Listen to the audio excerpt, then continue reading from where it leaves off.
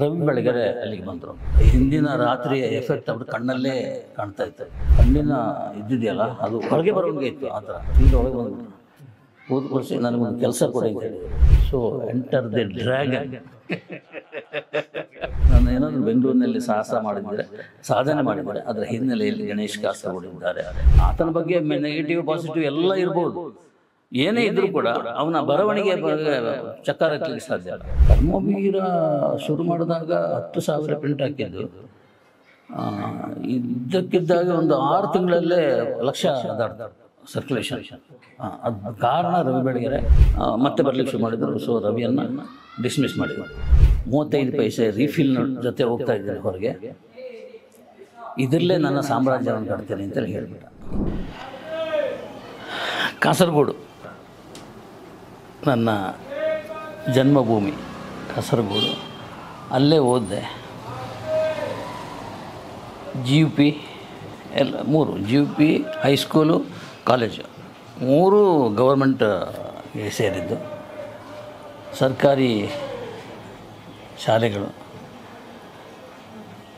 MA ಮುಗಿಸೋವರೆಗೆ ನಾನು fees ಅಂತ ಒಂದೇ ಒಂದು ಪೈಸೆ ಕೊಟ್ಟಿಲ್ಲ ಅಂದರೆ ಅದು ನಮಗೆ ಸಿಕ್ಕ ಲಾಭ, ಜೊತೆಗೆ ಎಜುಕೇಷನ್. MA ಅಂತೂ 3rd ರ್ಯಾಂಕ್ ಬಂತು. ಆಮೇಲೆ ಕನ್ನಡ MA. B.Com ಅಲ್ಲ, ನಾನು ಇಕಾನಮಿಕ್ಸ್ ಮಾಡಿದೆ. ಇಕಾನಮಿಕ್ಸಿನ ಹತ್ರ ಕನ್ನಡ, ಅಲ್ಲಿ ಕನ್ನಡ ಇದೆ ಅಂದರೆ ಈಗ ಪಕ್ಕನೇ ತುಂಬ ಜನ ಕೇಳೋದು ಕಾಸರಗೋಡಿನಲ್ಲಿ ಕನ್ನಡ ಇದೆಯಾ ಅಂಥೇಳಿ. ಕನ್ನಡ ಇದೆ, ತುಂಬ ಇದೆ. ಆದರೆ ಎಲ್ಲರೂ ಮಾತಾಡೋದು ಮಲಯಾಳನೇ, ಕನ್ನಡಿಗರೂ ಸೇರಿ. ಅದು ಒಂದು ಲ್ಯಾಂಗ್ವೇಜ್. ಅದು ಜಿಲ್ಲೆ ಕಾಸರಗೋಡು ಜಿಲ್ಲೆ ಕೇರಳಕ್ಕೆ ಸೇರಿಸ್ಪಟ್ಟದ್ದು. ಅಲ್ಲಿ ಆ ಕಾಲದಲ್ಲೇ ಕನ್ನಡಕ್ಕೆ ತುಂಬ ಇಂಪಾರ್ಟೆನ್ಸ್ ಇತ್ತು. ಗೌರ್ಮೆಂಟ್ ಕಾಲೇಜಿನಲ್ಲಿ ಕನ್ನಡ MA ಇತ್ತು, ಸಂಶೋಧನಾ ಕೇಂದ್ರ ಇತ್ತು, ಯಕ್ಷಗಾನಕ್ಕೆ ಸಂಬಂಧಪಟ್ಟಿದ್ದು ಎಲ್ಲನೂ ಇದೆ ವ್ಯವಸ್ಥೆಗಳಲ್ಲಿ. ಕನ್ನಡಿಗರ ಸಾಮ್ರಾಜ್ಯ ಅದು. ಆ್ಯಕ್ಚುಲಿ ನಾವು 2 ವರ್ಷ MA ಮಾಡಿ 3rd ರ್ಯಾಂಕ್ ಬಂದಾಗ ನೆಕ್ಸ್ಟ್ ಏನು ಮಾಡೋದು ಅಂತ ಯೋಚನೆ ಮಾಡ್ತಿದ್ದ ಹಾಗೆ ಒಂದು 9A1 ಅಂತ ಆಫರ್ ಇದೆ ಗೌರ್ಮೆಂಟ್ ಹೈಸ್ಕೂಲಲ್ಲಿ. ಒಂದು 9 ತಿಂಗಳವರೆಗೆ ಒಂದು ಹೈಸ್ಕೂಲ್ನಲ್ಲಿ ಕೆಲಸ. ಅದಕ್ಕೆ ಸೇರಿಬಿಟ್ಟು ಬೇರೆ ಏನು. ಅದರ ಮೊದಲು ನಾಟಕ, ಬರವಣಿಗೆ, ನಮಗೆ ನವಭಾರತ, ಉದಯವಾಣಿ ಇದೆಲ್ಲ ಸಪೋರ್ಟ್ ಮಾಡಿದ ಪತ್ರಿಕೆಗಳು. ಬರವಣಿಗೆ ಇತ್ತು. ಆರ್ಟಿಸ್ಟು ಕೂಡ ನಾನು ಆರ್ಟ್ ವರ್ಕೆಲ್ಲ ಮಾಡ್ತಿದ್ದೆ. ಇವತ್ತಿಗೂ ಗೌರ್ಮೆಂಟ್ ಕಾಲೇಜಿನಲ್ಲಿ ನಾನು ಡಿಸೈನ್ ಮಾಡಿದ್ದ ಒಂದು DVG ಫೋಟೋನ ಫ್ರೇಮ್ ಹಾಕಿ ಇಟ್ಕೊಂಡಿದ್ದಾರೆ. ಯಾರು ನನ್ನ ಗೆಳೆಯರೊಬ್ಬರು ಫೋನ್ ಮಾಡಿ ಹೇಳಿದಾಗ ಆಶ್ಚರ್ಯ ಆಗೋಯ್ತು. ಫ್ರೇಮ್ ಹಾಕಿಟ್ಟಿದ್ದಾರೆ. ಹೋಗಿ ನಾನು ನೋಡ್ಕೊಂಡು ಬಂದಿದ್ದೇನೆ, ಫೋಟೋ ಸಮೇತ ಬಂದಿದ್ದೀನಿ. ಖುಷಿಯಾಯಿತು. ನಾವು ಮಾಡಿದ್ದು ಯಾವುದೋ ಕಾಲದಲ್ಲಿ ಮಾಡಿದ್ದು ಈಗಲೂ ಅಲ್ಲಿ ಕನ್ನಡ ಡಿಪಾರ್ಟ್ಮೆಂಟಲ್ಲಿ ಇದೆ ಅಂಥೇಳಿ. ಸೊ ಹೈಸ್ಕೂಲ್ ಸೇರಿಕೊಂಡೆ. ಆದರೆ ನನಗೆ ಟೀಚಿಂಗ್ನಲ್ಲಿ ಅಂಥ ಇದು ಇರಲಿಲ್ಲ, ಇಂಟ್ರೆಸ್ಟ್ ಇರಲಿಲ್ಲ. ಒಂದು ಮಾತು ಬರ್ತಾ ಇರಲಿಲ್ಲ ಅಂದರೆ ಎದುರಿಗೆ ಒಂದು 40-50 ಜನ ಮಕ್ಕಳು ಕೂತ್ಕೊಂಡು ನಾನು ಪಾಠ ಮಾಡೋದು, ಅದು ನನಗೆ ಒಗ್ಗದ ಕೆಲಸ. ಒಬ್ಬನೇ ಕೂತ್ಕೊಂಡು ಏನೇ ಕೆಲಸ ಮಾಡಬಲ್ಲೆ. ಆದರೆ 10 ಜನ, 20 ಜನ, 100 ಜನ ಎದುರಿದ್ದಾಗ ಭಾಷಣ ಮಾಡೋದಾಗಲಿ ಮಾತಾಡೋದಾಗಲಿ ನನ್ನ ಕೈ ಆಗೋದನ್ನ ಬೇರೊಂದು ಅವಕಾಶಕ್ಕಾಗಿ ಕಾಯ್ತಾ ಇದೆ. ಅಷ್ಟರಲ್ಲಿ ಬೆಂಗಳೂರಿಂದ ಒಂದು ಲೆಟ್ರ್ ಬಂತು. ವಿಶ್ವಕುಮಾರ್, ಅದರ ಹಿನ್ನೆಲೆಯಲ್ಲಿ ವಾಸುದೇವ್ ಅಂತಿದ್ದಾರೆ, ಅವರು ಗೆಳೆಯರು, ನಮ್ಮ ಕಾಲೇಜಿನಲ್ಲೇ ಓದಿದವರು. ಸೊ ವಿಶ್ವಕುಮಾರ್ ಅಂತ ಲೆಟ್ರ್ ಬರೀತಾ ಇದ್ದಾರೆ, ನೀವು ಚಿತ್ರದೀಪ ಅಂತ ಒಂದು ಹೊಸ ಸಿನಿಮಾ ಮ್ಯಾಗಝಿನ್ ಮಾಡ್ತಾಯಿದ್ದಾರೆ, ಅದಕ್ಕೆ ಬಂದು ಜಾಯ್ನ್ ಆಗಿ ಅಂದರೆ ಒಂದು ಫುಡ್ ಸ್ಟೆಪ್ ಬೆಂಗಳೂರಿಗೆ ಬರಲಿಕ್ಕೆ ಒಂದು ಜಾಗ ಅಂತೇಳಿದರು. ನಾನು ಅಪ್ಲೈ ಮಾಡಿದೆ, ಸಿಕ್ತು. ಅಲ್ಲಿಗೆ ಬಂದು ಜಾಯ್ನ್ ಆದೆ. ಚಿತ್ರದೀಪ ಅದು ಸಿನಿಮಾ ಪತ್ರಿಕೆ. ಅದು full screen size paper, colour, ತುಂಬ ಚೆನ್ನಾಗಿ ಹೋಗ್ತದೆ. ನಂಬರ್ 1 ಈಗಿನ ಹಾಗೆ ಸಿನಿಮಾ ಪುಟ ಪ್ರತಿದಿನ ಇರಲಿಲ್ಲ ಪೇಪರ್ನಲ್ಲಿ. ಅಲ್ಲಿ ಪ್ರತಿ ಫ್ರೈಡೆಗೆ. ಸೊ ನಾವು ಪ್ರತಿ ವಾರಕ್ಕೆ ಒಂದು ಪತ್ರಿಕೆ ಮಾಡಿದೆವು. ತುಂಬ ಚೆನ್ನಾಗಿ ಹೋಯಿತು. ನಮಗೆ ಎಲ್ಲ ಹೊಸ ಅನುಭವ ಅಲ್ವಾ. ಕಾಂಟ್ರವರ್ಸಿಗಳು ಆಯಿತು, ಏನೇನೋ ತುಂಬ ರಾಜ್ಕುಮಾರಿಗೆ ಸಂಬಂಧಪಟ್ಟಿದ್ದಾಯಿತು. ರವಿ KSL ಸ್ವಾಮಿ ಅವ್ರದ್ದೊಂದು ಕಾಂಟ್ರವರ್ಸಿ. ಇದರ ಮಧ್ಯೆ ನಾವು ಬೆಳೆಯುತ್ತಾ ಬಂದ್ವಿ. ಸೊ ನಮಗೆ ಆ ಪತ್ರಿಕೆ ಒಂದು ಒಳ್ಳೆಯ ಪ್ಲ್ಯಾಟ್ಫಾರ್ಮ್ ಒದಗಿಸ್ಕೊಡ್ತು. ಅದು ನಿಂತೋಗುವ ಹಂತದಲ್ಲಿ ಅದೇ ಪತ್ರಿಕೆಯಲ್ಲಿ ಮುಂಜಾನೆ, ಟೈಮ್ಸ್ ಆಫ್ ಡೆಕ್ಕನ್, ಪ್ರಜಾಪ್ರಭುತ್ವ ಇಷ್ಟು ಪತ್ರಿಕೆಗಳಿತ್ತು, 4 ಪತ್ರಿಕೆಯಲ್ಲಿ. ಚಿತ್ರದೀಪ ಅದು ಬೇರೆ ಯಾವುದೋ ಕಾರಣಕ್ಕಾಗಿ ಇದು ರಾಜಕಾರಣಿಯ ಸಂಸ್ಥೆ ಅದು. ಸೊ ರಾಜಕೀಯ ಪಲಟಾದಾಗೆ ಅದು ಮುಚ್ಚಿಬಿಡ್ತು. ಸೊ ನಾವು ಬೇರೆ ದಾರಿ ಕಾಣದೆ ನಮ್ಮದೇ ಯಾವುದೋ ಒಂದು ಪತ್ರಿಕೆ ಶುರು ಮಾಡಿದ್ವಿ, ಚಿತ್ರತಾರ ಅಂತ. ಸೇಮ್ ಇದೇ ಕಾನ್ಸೆಪ್ಟ್. ನಾವು ಅಲ್ಲಿ ಒಂದು 4-5 ಜನ ಸ್ಟಾಫ್ ಹೋಗಿ ಅಲ್ಲಿ ಶುರು ಮಾಡಿದ್ವಿ. ಅದು ಸೂಪರ್ ಹಿಟ್ ಆಯಿತು, ಸಕ್ಸಸ್ ಆಯಿತು. ಯಾಕೆಂದರೆ ಬೇರೆ ಪತ್ರಿಕೆ ಇರಲಿಲ್ಲ. ಬೇರೆ ಪತ್ರಿಕೆ ಅಂದರೆ ರೂಪತಾರ, ವಿಜಯ ಚಿತ್ರ ಇಂಥದ್ದು ಮಾತ್ರ. ಅದರ ಮಧ್ಯೆ ವೀಕ್ಲಿ ಬರುವ ಈ ಸೈಜಿನ ಇದಿದೆಯಲ್ಲ, ಅದು ಜನ ಆ್ಯಕ್ಸೆಪ್ಟ್ ಮಾಡಿಕೊಂಡ್ರು. ಇಂಡಸ್ಟ್ರಿ ಕೂಡ ತುಂಬ ಒಳ್ಳೆ ಸಪೋರ್ಟ್ ಮಾಡಿತು. ಆಲ್ಮೋಸ್ಟ್ ಜಯನಗರದಲ್ಲಿ ಆಫೀಸ್ ಇತ್ತು. ಅದು ಆಲ್ಮೋಸ್ಟ್ ಸ್ಟುಡಿಯೋ ಥರ ಇತ್ತು. ಎಲ್ಲ ತಾರೆಯರು ಬಂದ ಜಾಗ ಅದು. ಆಗ ಈಗ ದೊಡ್ಡ ದೊಡ್ಡ ತಾರೆಯರು ಬೇರೆ ಬೇರೆ ರೀತಿಯಲ್ಲಿ ಬೆಳೆದವರೆಲ್ಲ ಅಲ್ಲಿ ಅವರಿಗೆ ಸಪೋರ್ಟ್ ಸಿಕ್ಕಿರೋದು. ಕಾಶಿನಾಥ್ ಆಗಲಿ, ಉಮಾಶ್ರೀ ಆಗಲಿ, ತಾರಾ ಆಗಲಿ, ಅವಿನಾಶ್, ತುಂಬ ಜನ, ಸುಂದರ್ರಾಜ್ ಎಲ್ಲ ಬಂದು ಹೋಗ್ತಾ ಇದ್ದವ್ರ ಜಾಗ ಅದು. ಅಲ್ಲಿಂದ ಅದು ಒಂದು ಹಂತಕ್ಕೆ ಮುಳುಗುವಂಥ ಸಂದರ್ಭ ಬಂತು. ಅಂದರೆ ಬೇರೆ ಒಂದು ಸಂಜೆ ಪತ್ರಿಕೆ ಶುರು ಮಾಡಿಬಿಟ್ಟೆವು. ಅದು ಇದರ ಎಲ್ಲ ಲಾಭವನ್ನು ನುಂಗ್ಲಿಕ್ಕೆ ಶುರು ಮಾಡ್ತಾರೆ. ಸೊ ಅನಿವಾರ್ಯ ನಾನು ಬೇರೆ ಜಾಗ ನೋಡ್ಕೋಬೇಕಾಯ್ತು. ಟಿ ವೆಂಕಟೇಶ್ ಅಭಿಮಾನಿ ಪ್ರಕಾಶನ ಅಲ್ಲಿ ಈ ಸಂಜೆ ಈಗ ನಡೀತಾ ಇದ್ದಾರೆ. ಅಲ್ಲಿ ಹೋಗಿ ಸೇರಿಕೊಂಡು ಅವರು ತುಂಬ ಪ್ರೀತಿಯಿಂದ ಸ್ವಾಗತ ಮಾಡಿದರು. ಮತ್ತು ನಾನು ಇದ್ದೇನೆಂಬ ಕಾರಣಕ್ಕಾಗಿ ಮತ್ತೆ ಒಂದು 5-6 ಪತ್ರಿಕೆ ಸ್ಟಾರ್ಟ್ ಮಾಡಿದ್ದು. ತಾಯಿ, ಕ್ರೀಡಾಲೋಕ, ಇಂಥದ್ದೆಲ್ಲ, ಕ್ರೈಮ್ ಪತ್ರಿಕೆ ಇದೆಲ್ಲ. ನನಗೆ ಬರೀಲಿಕ್ಕೆ ಟೈಮ್ ಇರ್ತಿರಲಿಲ್ಲ. ಅಲ್ಲಿ ತುಂಬ ಕಷ್ಟ ಆಯಿತು. ಬರವಣಿಗೆ ಇಲ್ಲದ ಪತ್ರಕರ್ತ ಹೋಗಿ ಅಲ್ಲಿ ಅದರ ಪ್ರೊಡಕ್ಷನ್ ಎಲ್ಲ ನೋಡ್ಕೊಳ್ಳೋದು ಅಂತ ತುಂಬ ಹಿಂಸೆ ಆಗ್ತಾಯಿತ್ತು. ಬಟ್ ಅನಿವಾರ್ಯ, ಹೊಟ್ಟೆಪಾಡು, ನಾನು ಅದನ್ನು ಮಾಡಲೇಬೇಕಾಗಿತ್ತು. ಮಾಡ್ಕೊಂಡಾಗ ಒಂದು ಬೆಳಗ್ಗೆ ರವಿ ಬೆಳಗೆರೆ ಅಲ್ಲಿಗೆ ಬಂದರು. ಅವ್ರು ನೋಡ್ಲಿಕ್ಕೆ ಆಗ್ತಾಯಿರಲಿಲ್ಲ.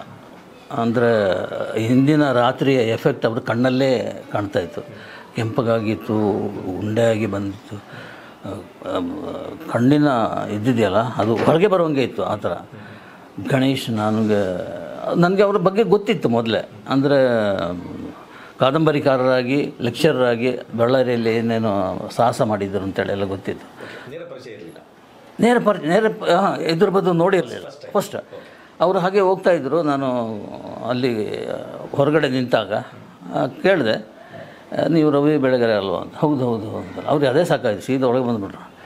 ಕೂತ್ಕೊಳಿಸಿ ನನಗೊಂದು ಕೆಲಸ ಕೊಡಿ ಅಂತ ಹೇಳಿದರು. ಏನಾದರೂ ಕೆಲಸ ಕೊಡಿ, ನಾನು ಇಲ್ಲಿ ಸೆಟ್ಲಾಗಬೇಕು ಬೆಂಗಳೂರಿನಲ್ಲಿ ಅಂತೇಳಿ. ನಾನು ವೆಂಕಟೇಶ್ ಅವ್ರ ಹತ್ರ ಹೇಳಿದೆ. ವೆಂಕಟೇಶು ನೋಡಿ, ನಿಮಗೆ ಅಂದರೆ ಎಲ್ಲ ಜವಾಬ್ದಾರಿ ನನಗೂ ಕೊಟ್ಟಿದ್ದರು. ನಿಮಗೆ ಅನುಕೂಲ ಆಗೋದಿದ್ದರೆ ಅವರನ್ನು ಕರ್ಕೊಳ್ಳಿ ಅಂತೇಳಿ.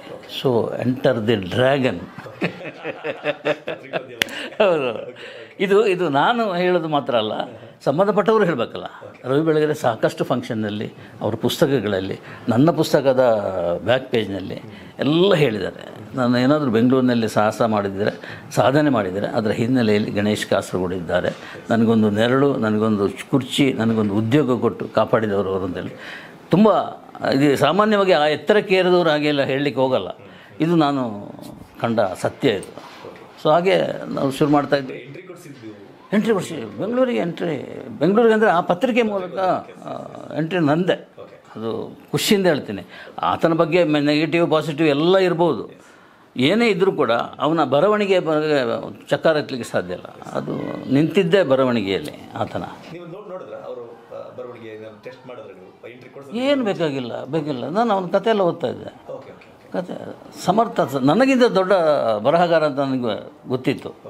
ಬಟ್ ಅವರಿಗೆ ನಮ್ಮ ಸಂಬಳದಲ್ಲಿ ಸಾಕಲಿಕ್ಕೆ ಸಾಧ್ಯನಾ ಅಂತ ಒಂದು ಡೌಟ್ ಇತ್ತು.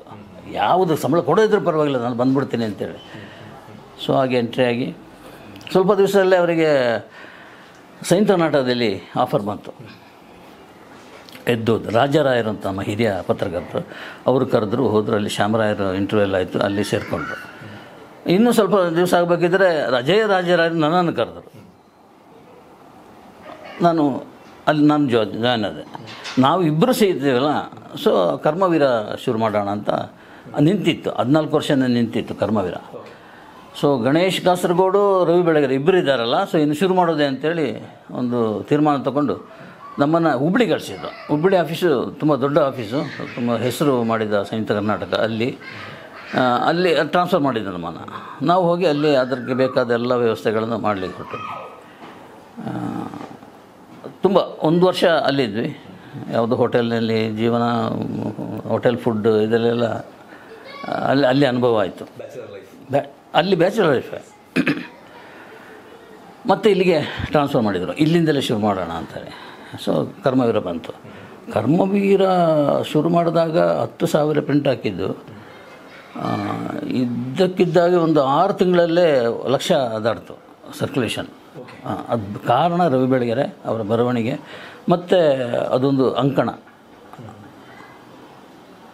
ಪಾಪಿಗಳ ಲೋಕದಲ್ಲಿ ಅಂಕಣ. ರೌಡಿಗಳನ್ನು ಹೋಗಿ ಸಂಪರ್ಕದಲ್ಲಿ ಮಾತಾಡಿ ಅವರನ್ನು ಅದರ ಬಗ್ಗೆ ಅವರ details, just like A cinema story, super hit ಆಯಿತು. ಅದರಿಂದಾಗಿ ಅದು ತುಂಬ ಎತ್ತರಕ್ಕೆ ಹೋಯಿತು. ಅದರ ಸಕ್ಸಸ್ ಇದೆ. ಪಾಪಿಗಳ ಲೋಕದಲ್ಲಿದ್ದಾರೆ. ಆ ಪಾಪಿಗಳೆಲ್ಲ ಆಫೀಸಿಗೆ ಬರಲಿಕ್ಕೆ ಮಾಡಿದ್ರು. ಅವ್ರು ಬರ್ತಿದ್ದೆ ಹೇಗೆ ಅಂದರೆ, ಒಂದು ಜೀಪು, ಓಪನ್ ಜೀಪು, ಅದರಲ್ಲಿ ಒಬ್ಬ ಪಾಪಿ, ಯಾರೋ ಬೆಕ್ಕಿನ ಕಣ ರಾಜೇಂದ್ರ ಇರ್ಬೋದು, ಯಾರೋ ಒಬ್ಬರು, ಅವನು ಆ ವಾರದಲ್ಲಿ ಯಾರು ಬರೆದಿರ್ತಾರೋ ಆತ ಬರ್ತಾನೆ ಥ್ಯಾಂಕ್ಸ್ ಹೇಳಲಿಕ್ಕೆ ಅಷ್ಟೇ. ಅವ್ರ ಉದ್ದೇಶ ಬೇರೆ ಏನಿರಲ್ಲ. ಮಧ್ಯದಲ್ಲಿ ಗನ್ ಹಿಡ್ಕೊಂಡು ಒಬ್ಬ ಸೆಕ್ಯೂರಿಟಿ ಥರ. ಇದು ಸೀನ್ ನೋಡಿಬಿಟ್ಟು ನಮ್ಮ ಸೆಕ್ಯೂರಿಟಿ ಅವರು ಶ್ಯಾಮರಾಯರಿಗೆ ಕಂಪ್ಲೇಂಟ್ ಮಾಡಿದರು. ಇದೇನು ರೌಡಿಗಳೆಲ್ಲ ಬರಲಿಕ್ಕೆ ಶುರು ಮಾಡೋದು, ನಮ್ಮದು ಸಾಂಪ್ರದಾಯಿಕವಾದ ಪತ್ರಿಕೆ, ನಮ್ಮದು ಜನಮೆಚ್ಚಿದ ಪತ್ರಿಕೆ, ಇಂಥ ಪತ್ರಿಕೆಯಲ್ಲಿ ರೌಡಿಗಳೆಲ್ಲ ಬಂದು ಏನು ಮಾಡ್ತಾರೆ. ರವಿಗೆ ಎಚ್ಚರಿಕೆ ಕೊಟ್ಟರು, ನಿಲ್ಲಿಲ್ಲ. ಆದರೂ ಕೂಡ ಮತ್ತೆ ಬರಲಿಕ್ಕೆ ಶುರು ಮಾಡಿದರು. ಸೊ ರವಿಯನ್ನು ಡಿಸ್ಮಿಸ್ ಮಾಡಿದರು. ರವಿ ಹೋಗಿ ಕನ್ನಡಪ್ರಭ ಸೇರಿಕೊಂಡ್ರು. ಕರ್ಮವೀರ ಡೌನ್ ಆಗಲಿಕ್ಕೆ ಶುರು ಆಯಿತು ಸರ್ಕ್ಯುಲೇಷನ್. ನನ್ನನ್ನು ಕರೆದರು ಶ್ಯಾಮರಾಯ, ಯಾಕೆ ಡೌನ್ ಆಗ್ತಾಯಿದೆ, ಏನು ಮಾಡಬೇಕು, ಮತ್ತೆ ಇರಬೇಕಂದ್ರೆ ಒಂದೇ ಒಂದು ದಾರಿ ಇರೋದು, ರವಿ ಬೆಳಗೆರೆನ ವಾಪಸ್ ಕರೆಸೋದು ಅಂತ ಹೇಳಿದರು. ನನಗೆ ಅಷ್ಟೇ ಸಾಕಾಯಿತು. ಇದು ಒಂದು ಹಂತದಲ್ಲಿ ಇದೆಲ್ಲ ನಡೆದಿದ್ದು ನಿಜಾನ, ಇದು ಸಿನಿಮಾ ಕಥೆನಾ ಅಂತ ನನಗೆ ಅನಿಸೋದು. ಬಟ್ ನಾನು ಕನ್ನಡಪ್ರಭ ಆಫೀಸಿಗೆ ಹೋದೆ. ಅಲ್ಲಿ ಕ್ಯಾಂಟೀನಲ್ಲಿ ರವಿ ಬೆಳಗೆರೆ ಇದ್ದರು. ಅವ್ರ ಹತ್ರ ಹೇಳಿದೆ. ಆತ ಖುಷಿಪಟ್ಟು ಹೇಳಿದ್ರೆ ಒಂದು ಮಾತು ಅಂದರೆ, ನನ್ನನ್ನು ಸಂಪಾದಕನಾಗಿ ಕರ್ಮವೀರದಲ್ಲಿ ತೊಗೊಳ್ದಿದ್ದರೆ ಮಾತ್ರ ಬರ್ತೇನೆ ಅಂತ. ಸಂಪಾದಕ ಅಲ್ಲ ಮಾರಾಯ, ಶ್ಯಾಮರಾಯರ ಸೀಟು ಕೂಡ ಕೊಡಿಸ್ತೀನಿ, ಬಾ ನೀನು. ಬರೀ ಸಂಪಾದಕ ಅಲ್ಲ, ಅವರು ಬಿಟ್ಟು ಕೊಡಲಿಕ್ಕೆ ರೆಡಿ ಇದ್ದಾರೆ, ಅಂಥ ಪರಿಸ್ಥಿತಿ ಇದೆ, ಬಾ ಅಂತೇಳಿ ಬಂದ, ಕೂತ್ಕೊಂಡ. ಮತ್ತೆ ಇದಾಯಿತು. ಸೊ ಅಲ್ಲಿ ಸಂಯುಕ್ತ ಕರ್ನಾಟಕ ಅಂತ ಹೇಳಿದ್ರೆ ಎಲ್ರಿಗೂ ಗೊತ್ತಿರೋದು, ಸಂಜೆ ಹೊತ್ತಿಗೆ ಒಂದು ಕೆಂಪು ಕವರ್ ಬರ್ತದೆ, ಡಿಸ್ಮಿಸ್ಸಾ, ಸಸ್ಪೆನ್ಷನ್ನ, ಏನೋ ಒಂದು ಇದ್ದೇ ಇರ್ತದೆ. ಇಂಕ್ರಿಮೆಂಟ್ ಕೊಡೋದು ಅದೇ ಕೆಂಪು ಕವರ್ನಲ್ಲಿ, ಡಿಸ್ಮಿಸ್ ಮಾಡೋದು ಅದೇ ಕೆಂಪು ಕವರ್ನಲ್ಲಿ. ಒಂದು ದಿವಸ ರವಿಗೆ ಕೆಂಪು ಕವರ್ ಬಂತು, ಹೊರಟು ನಿಂತ. ಡಿಸ್ಮಿಸ್ಸು ಯಾಕೆ ಏನು ಅಂತ, ಆತನ ಬೈಕನ್ನು ಕಟ್ಟಾಕಿದ್ದಾರೆ ಅಲ್ಲಿ. ಅಂದರೆ ಅವನು ಬೆಂಗಳೂರಿಗೆ ಬರುವಾಗ ಒಂದು ಬೈಕ್ ಲಾರಿಯಲ್ಲಿ ಹತ್ತಿ ತಂದಿದ್ದ. ಆ ಬೈಕ್ ಅಂದರೆ ಅವನಿಗೆ ಪ್ರಾಣ. ಬಟ್ ಅಲ್ಲಿ ಸಂಕೋಲ ಹಾಕಿ ಕಟ್ಟಾಕಿದ್ರು. ಏನೂ ಇಲ್ಲ, ಹಾಗೇ ಬಂದ್ಬಿಟ್ಟ. ನಾನು ಹಿಂದೆ ಹೋದೆ, ಶ್ಯಾಮರಾಯರನ್ನು ಡಿಸ್ಮಿಸ್ ಮಾಡಿದರೆ ಮಾಡಲಿ ಅಂತೇಳಿ ರವಿ ಅಂತ ಹೋದೆ. ಗೇಟ್ನ ಹತ್ರ ನಿಂತು ಆತ ಒಂದೇ ಒಂದು ಮಾತು ಹೇಳಿದ್ದ, ಕಿವಿಯಲ್ಲಿ ಇದು ಏನದು ನಿಬ್ಬಲ್ಲ, ಪೆನ್ನಿಗೆ ಕಿವಿಯಲ್ಲಿ ಇಟ್ಕೊಳ್ತಾರೆ, ಅದು ಈಗ ಸಿಕ್ಕಿಸ್ಕೊಂಡಿದ್ದ. ಅವನು ಬರೀತಿದ್ದು ಅದರಲ್ಲೇ, ಪೆನ್ನಲ್ಲ, ಅದರ ಇದರಲ್ಲಿ.